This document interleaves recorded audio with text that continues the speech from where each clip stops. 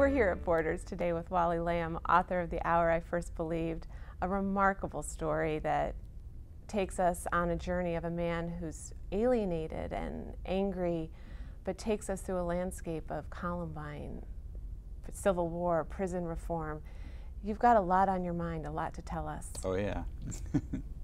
It must have been very hard to write about Columbine. You must have been feeling very uneasy, vulnerable. Yeah. The Columbine shootings occurred on April 20th, 1999, and I remember that day vividly. I was in Boston to receive the New England Book Award, and I was tying my tie in the hotel bathroom, and my wife was with me, and she said, "Oh God, oh no," and I walked out and saw the live coverage on CNN, and I think both as a father of teenage kids at the time, and also somebody who had walked the high school corridors for 25 years as a high school teacher, I was able somehow to put myself into that situation, and I've always had a pretty strong sense of empathy, but I didn't sit down and plan to write about it. It just sort of came out later that year, and I had heard from a cousin of mine who lived in Paducah, Kentucky.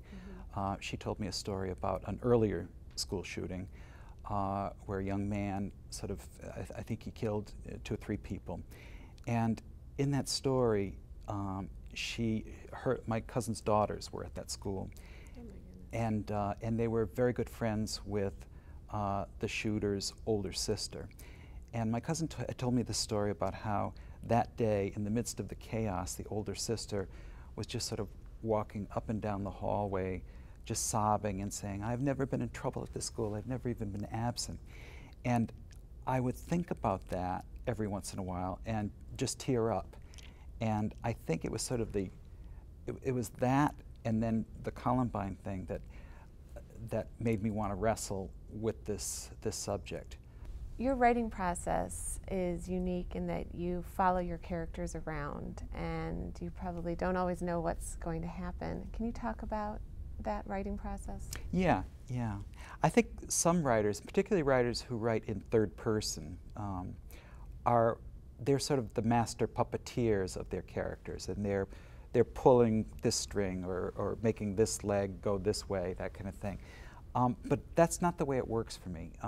Little by little, as I get to know and develop these characters more, I embody them. I become them. So I work outside of my house. I work in an office about 10 minutes away.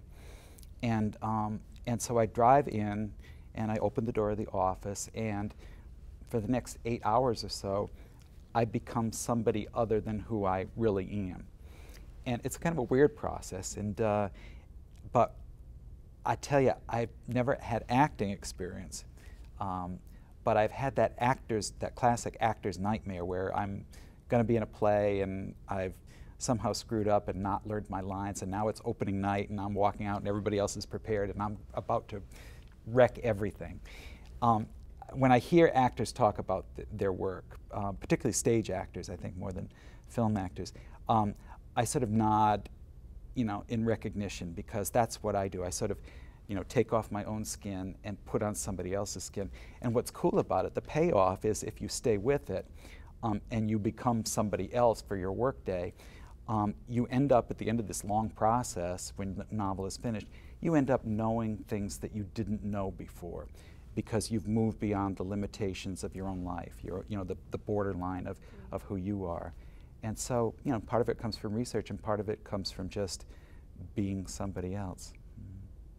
It's been 9, almost 10 years since we've had a chance to talk with you about your previous 2 books, and now you're back. How does it feel to be heading out on the road to talk about this very private journey you've been on?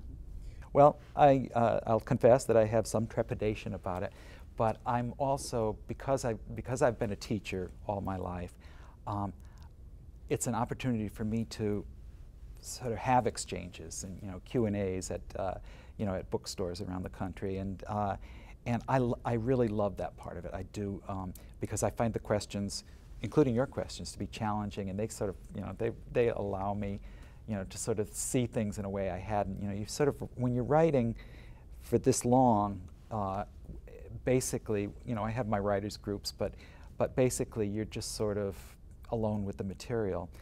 And when it finally leaves you and then leaves your office and goes out into the world, you get to find out what other people took from it.